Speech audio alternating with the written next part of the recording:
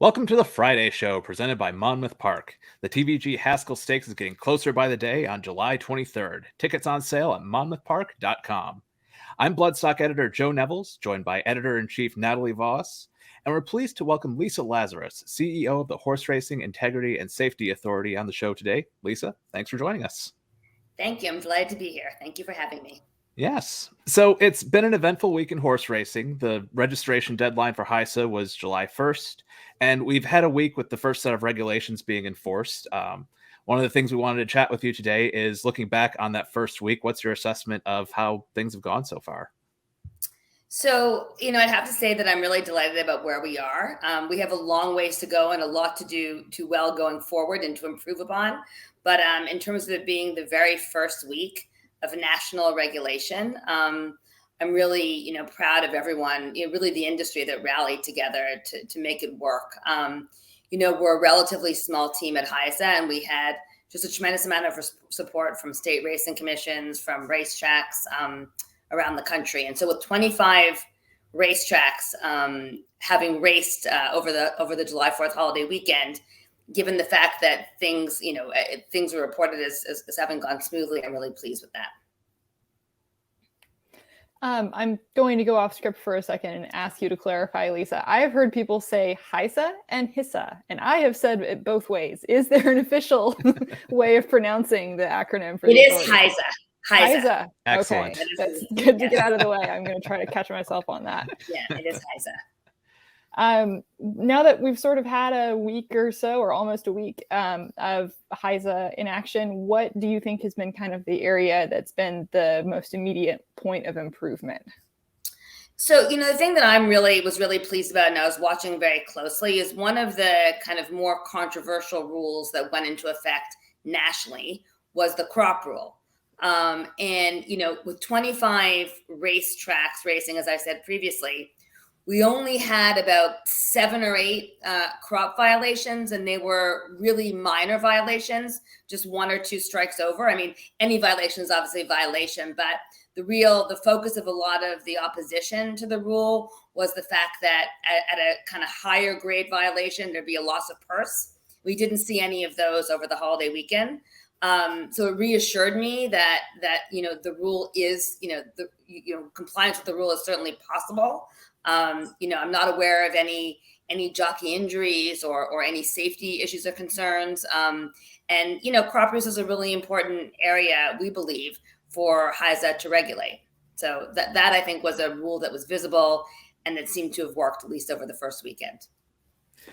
Now, I was speaking to some folks, and they said that unregistered folks, jockeys, trainers, horses, have been so far allowed to enter after the registration deadline. There were some questions as to whether they would be allowed to if they weren't registered as a covered person under HISA. Is there going to be sort of a hard deadline when that's not going to be the case, when the sort of the free pass area is going to be over? Yeah, so there's a little bit of confusion because there's not really a free pass. Let me kind of explain to you, at least the way we've instructed stewards to regulate this, and my understanding of the way it's being managed. So we kind of have 2 categories of racetracks. We have the vast majority where the racing commissions are working with us. We have some kind of agreement. Then we have a few where we don't. And the ones where we have agreement, my understanding of how things operated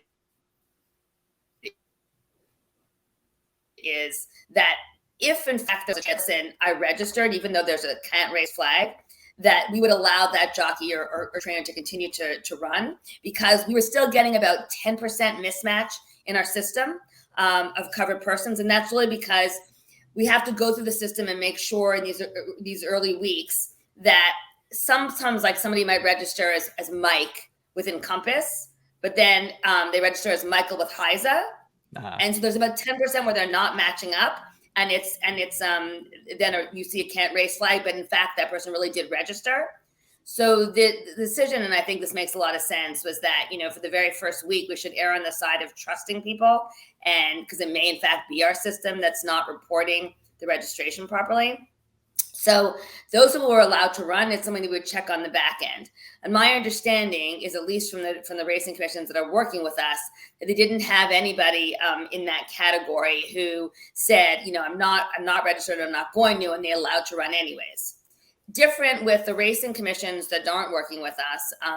The issue there is only the racing commission has the authority to scratch a horse. So given we don't have an agreement with them, we don't actually have the authority to do it. And those cases, there were trainers and jockeys that ran unregistered, and we will be addressing those in a post-race enforcement action. Now, the question though is, will things change? The free pass on, if you tell us that you're registered, but the system doesn't reflect it, you can run anyways. That will expire when we have full confidence the system is accurately catching everyone. And I expect that to be in a couple of weeks.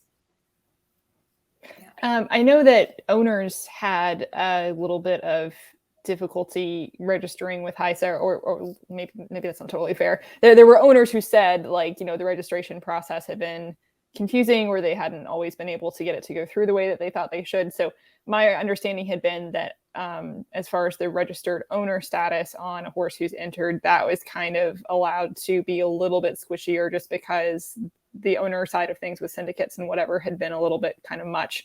What is the status on that for owners now? Yeah, I'm not really aware of owners having a more difficult time than anyone else. I think there was maybe a little bit a time when there was some confusion over whether or not every single owner had to register. And the clarification is that if you own more than 5%, you do. But ultimately, for these early weeks, we said that as long as each horse has a designated owner, that's good enough. And a designated owner is the owner that, if there's an ownership group, they've all agreed that that person is going to be their point person with HISA. So maybe that was where the confusion is, but ultimately, the ownership registration was working well by the time we launched.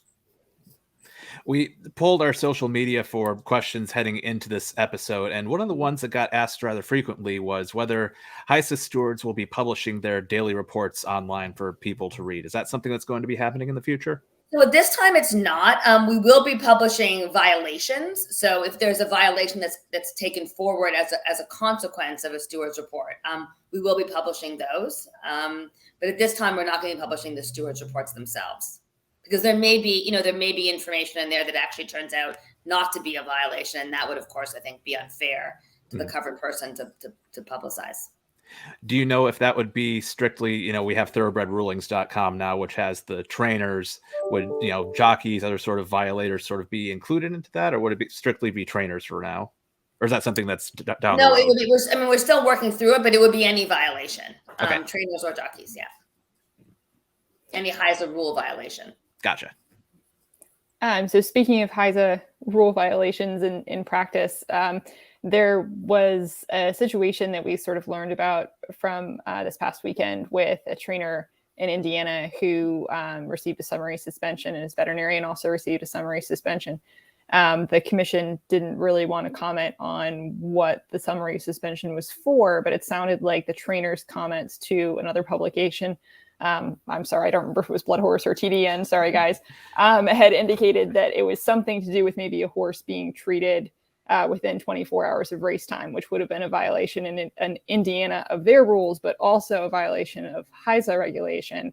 How does that kind of work in that situation? Does HISA come in and do its own investigation and have its own sanctions for violating its own rule in addition to the state? Or in a case where the state rule and the HISA rule line up, is HISA's role just to sort of say, okay, I just wanted to make sure somebody was monitoring that. This is not really for us to deal with. So in a situation where, I don't know all the facts of the situation, but sort of speaking hypothetically, in a situation where there might be an anti-doping rule violation that a state racing commission is taking forward, since HISA's anti-doping and medication control rules aren't in effect until January, we would allow the state to go ahead and process that. But if there's a concurrent violation of the 24-hour rule, which is not an anti-doping medication control rule violation, it's actually a racetrack safety violation, HISA would take that forward as well, concurrently. So they're doing their own. It wouldn't be right to have two anti-doping medication control rule violations proceeding. And in fact, once HISA takes over, the state won't have a program. So that will stay with the state. But if there's a concurrent violation of a racetrack safety rule, they'll be processed simultaneously. So it's two sort of investigations potentially in a racetrack safety situation, but it's one when you get to anti-doping. Correct. Gotcha. Okay.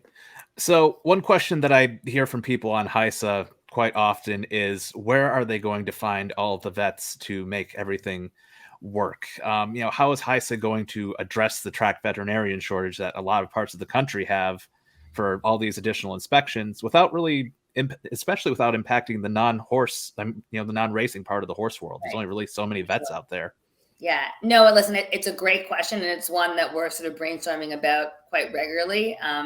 There certainly is a shortage. I will say, though, that so far, the regulatory veterinarians, the attending veterinarians have really stepped up from a HISA standpoint and been able to, dispatch their duties and support us the extent that we need.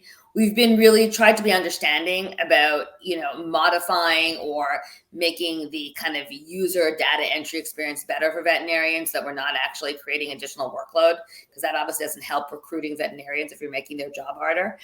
So we're definitely working on that. But I agree with you. That's going to have to be, I think, an ongoing conversation, because equine veterinarians are incredibly important. We can't do, you can't run a racetrack safety program or even an anti-doping medication control program without good racetrack veterinarians. You mentioned that there's still a handful of states that have not signed agreements with HISA. What is the process sort of like with them to try to either get them to sign something or work with them in some way? How is that process sort of going now that we're past the July 1st? Yeah, I mean, listen, it's obviously a little bit more challenging in those states because we want to be respectful of the autonomy of the state racing commission. We still have our job to do, and in those states we have HISA stewards who are dispatching the HISA responsibilities, and I think we'll really see in the next few weeks or so how that gets resolved, because we're only sort of starting to essentially bring enforcement actions in those states where we don't have the cooperation. And because of that, you're seeing trainers and jockeys running who aren't registered. And I think once we start that enforcement process, hopefully that's going to allow us to come to an agreement and figure out, how to make things run more efficiently. Mm-hmm. Well, that's it for this week's episode of the Friday Show. Lisa, thanks for being on with us today. Any final thoughts for people on HISA, the registration process, anything that might be good for people to know leaving today's episode? Yeah, I think what's really important to know is that, we've gotten through the kind of growing pains of the launch. HISA is here, it's operating. I think most people have realized that, life goes on, and the program is there to be supportive, not to hurt horsemen or the industry. And what we hope to do over time is, continue with our initiatives so that we're actually, people in the industry can see that we're giving back to the industry and that we're giving them tools to, help the horses to help racing grow. And that's really our mission. And I think, there's a trust process that has to be built, but I think we're getting there. And I'm really pleased really at the end of the day with where we ended up, because, there has been quite a bit of resistance from certain groups, but I think now that we've kind of gotten out of the starting gate, so to speak, things seem to be calming down, and there seems to be at least the beginnings of trust growing, which is really important, I think. Mm-hmm. Well, thanks to Lisa Lazarus for joining us today, and thanks to our sponsor, Monmouth Park. Don't forget the Haskell's coming up on July 23rd, and the nominations look strong. Don't forget to like, share, and subscribe wherever you're watching this, and we'll see you next time on The Friday Show.